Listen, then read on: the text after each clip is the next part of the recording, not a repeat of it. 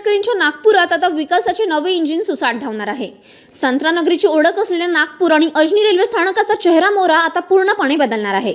लवकरच अजनी रेल्वे स्थानक एक आलिशान आणि भव्य दिव्य रूपात आपल्या समोर येईल। या कामाचा नुकताच रेल्वे प्रशासनाकडून सविस्तर आढावा घेण्यात आला।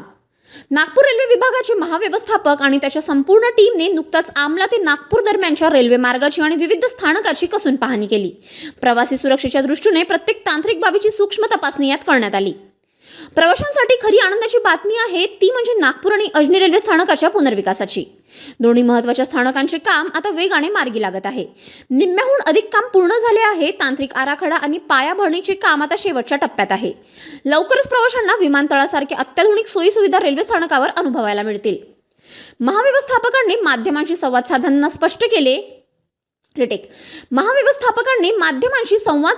स्पष्ट केले की रेल्वेच्या या नव्या उपक्रमामुळे प्रवाशांचा प्रवास केवळ सुकर होणार नाही तर नागपुरांच्या शिरपेचात विकासाचा एक नवीन मानाचा तुरा रोवला जाईल।